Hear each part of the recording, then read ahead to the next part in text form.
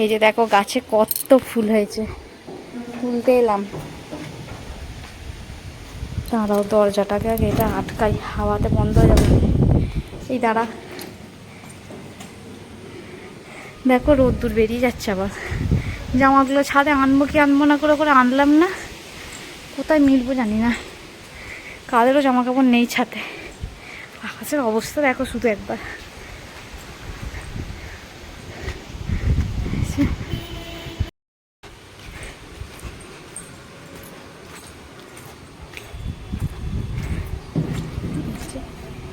গাছ ভরা ফুল। আর যেহেতু অনন্যা নেই, অনন্যা চলে গেছে বাপের বাড়ি, শ্বশুর বাড়ি, আর আমি সবগুলো তুলে নেব।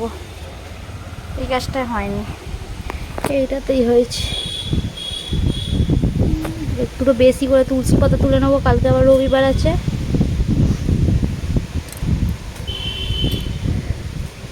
এই যে গাছের লঙ্কা, বুঝতে পারছো কি জানি না। এই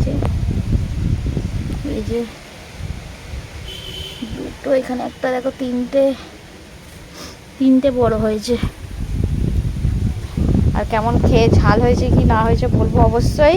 কিন্তু এটা অনন্যার গাছ, অনন্যা আসুক, এসে তার গাছের সে লঙ্কা নিক, তারপরে আমি নেব।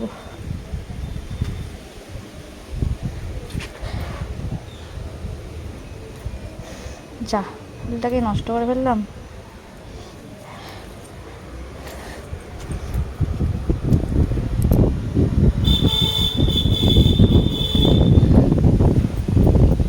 আজকে একটু দেরি হয়ে গেল আমার আর পুজো করতে, 9টা বেজে গেছে, 9টা 5। আজকে একটুখানি টাইম হয়ে গেল, সবজিটা কেটে রেখে চান করতে গেলাম, সেই জন্য দেরি হয়ে গেল আজকে আমার। আর একটু তুলসী পাতা বেশি করে তুলবো বললাম, কালকে রবিবার। তার আগে এই ফুলগুলোকে তুলে নিই।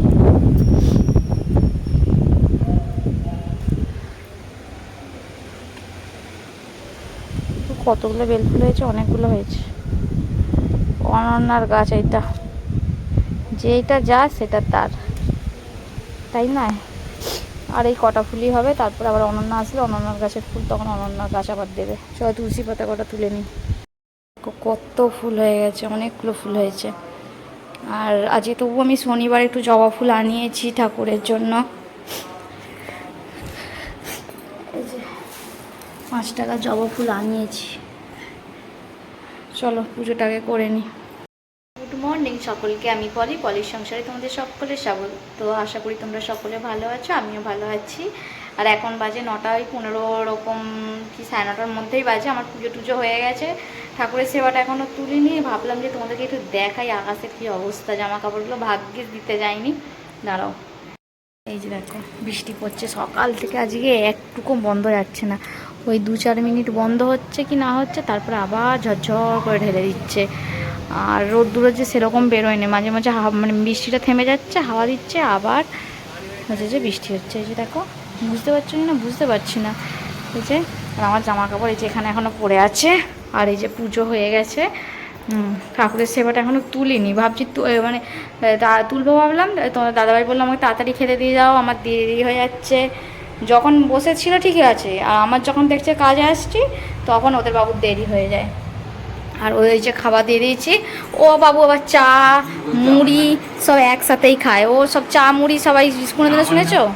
এই জায়গায় চা বিস্কুট, এখানে আলু চচ্চড়ি, শসা আর মুড়ি। এই যে ওকে দেখানোর জন্য সকাল থেকে ঝগড়া হচ্ছে আমাদের, সকাল থেকে।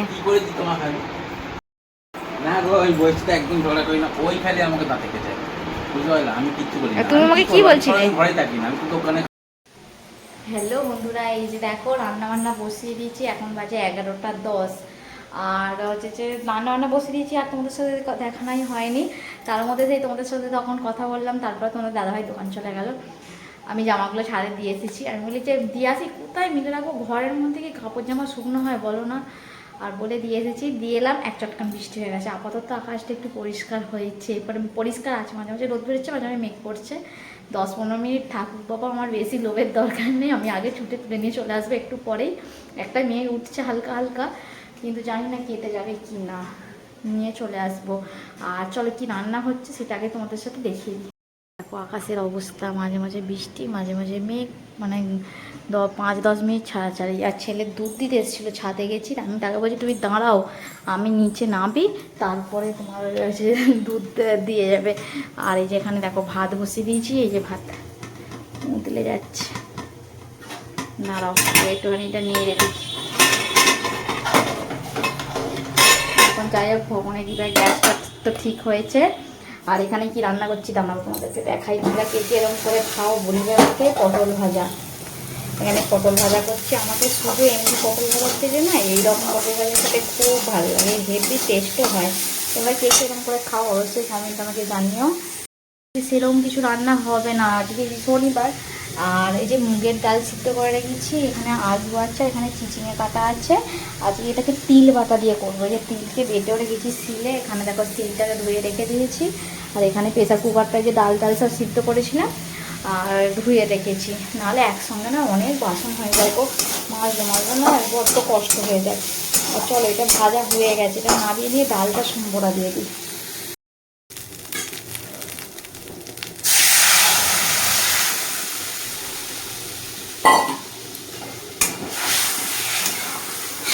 পটল ভেজেছিলাম, কড়াটা ধুয়ে নিই, ওতেই বসিয়ে দিয়েছি। তো এটাতে তো তেলই ছিল, আর এই ভাজাই তো করেছি, ওই জন্য আর ধুলাম না, এমনি বসিয়ে দিয়েছি। একটু ঘন ঘন করে মুগের ডালটা যে করেছি, আর ঘন ঘন করে বললে ভালো লাগে মুগের ডালটা খেতে। কার তোমাদের এরকম মুগের ডাল ঘন ঘন ভালো লাগে অবশ্যই বলবে। আমাকে তো কোনো ডালই খেতে ভালো লাগে না, সত্যি কথা বলতে কি। তবুও টকের ডালটা হলে একটু খাই, আর বিউলির ডালটা। তাছাড়া আমি কোনো ডাল খেতেই ভালোবাসি না, কিন্তু আমাকে ডাক্তার এইসব জিনিস শেষই খেতে বলেছে, আমি এইসবই খেতে ভালোবাসি না।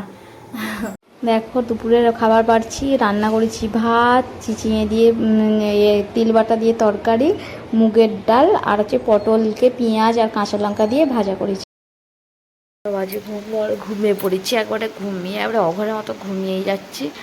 উঠে এলাম, ছেলেকে টিউশন পাঠাবো, ড্রয়িং পাঠাবো, টিউশন যাবে, 2 জায়গায় পড়া আছে। দেখো বাইরে বৃষ্টি হচ্ছে, আর তখন শোয়ার আগেই আকাশটা তখন বৃষ্টি হচ্ছে, তখন এই জামা কাপড়গুলো এখানে তুলে রেখেছি। ও আরে হাই উঠাচ্ছে গো। আর দেখো ছেলের দুধ গরম করে নিয়েছি, আর এখানে চা হচ্ছে। আর এই দুধের জায়গাতে চা বসিয়ে দিয়েছি, সাইডটা গেলে পুড়ে।